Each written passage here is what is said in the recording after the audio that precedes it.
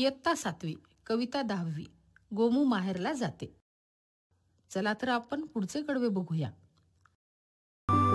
कोकणची माणसं साधी भोळी, काळजात त्यांच्या भरली शहाळ. उंची माडांची जवळून मापवा, उंची माडांची जवळून मापवा.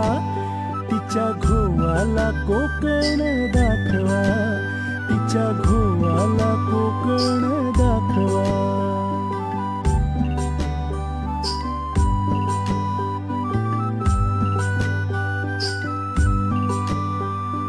सोडून दे रे खोड्या साऱ्या, शिडात शिर रे अवखळ वाऱ्या.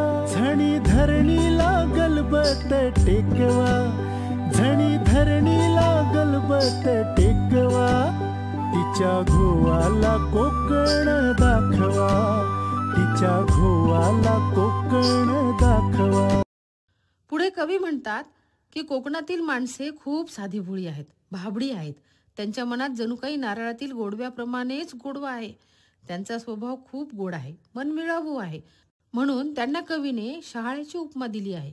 कवी म्हणतात, काळजात त्यांच्या जणू काही शहाळीच भरली आहेत. बाई, शहाळी म्हणजे काय? शहाळी म्हणजे कोवळे नारळ. त्यातील पाणी प्यायले जाते, ते खूप गोड लागते.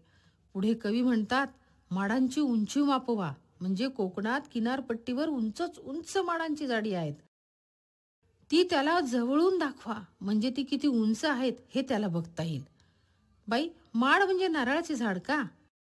होय. कवी या ठिकाणी वाऱ्याला विनवणी करतात की तुझ्या खोड्या सगळे सोडून दे. हे अवखळ वाऱ्या, तू आता शिडात प्रवेश कर. बाई, शीड म्हणजे काय? मुलांनो, शीड म्हणजे होडीमध्ये उंच काठीला बांधलेले कापड होय. त्या कापडामध्ये वारा शिरला की होडीला गती मिळते आणि ती लवकर किनाऱ्याला पोहोचते. मुलांनो, अवखळ या शब्दाचा अर्थ कोण सांगेल बरं? बाई, मी सांगतो. अवखळ म्हणजे खोडकर. अगदी बरोबर, अवखळ म्हणजे खोडकर. खट्याळ, चंचळ. होडी किनाऱ्यापर्यंत जाण्यासाठी वाऱ्याचीही मदत लागते. खाडीवरचा वारा हा अवखळपणे, खोडकरपणे इकडे तिकडे फिरतो, संचार करत असतो. म्हणून या अवखळ वाऱ्याला खोडकरपणा सोडून शिडात शिरण्याची विनवणी कवी या ठिकाणी करत आहे. आपली होडी लवकर किनाऱ्याला पोहोचवूया, कारण होडीत बसलेली गोमू आपल्या माहेरी जाण्यासाठी अधीर झाली आहे. बाई, गलबत म्हणजे नौका का? होय, गलबत म्हणजे नौका. त्यालाच लहान होडी देखील म्हणतात.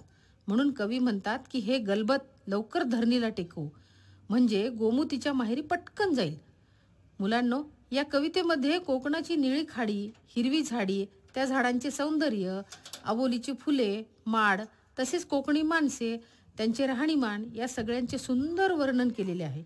मुलांनो, तुम्ही पण कधीतरी या कोकणाचा, तेथील निसर्गरम्य वातावरणाचा आनंद घ्या. तुम्हाला पण खूप छान वाटेल.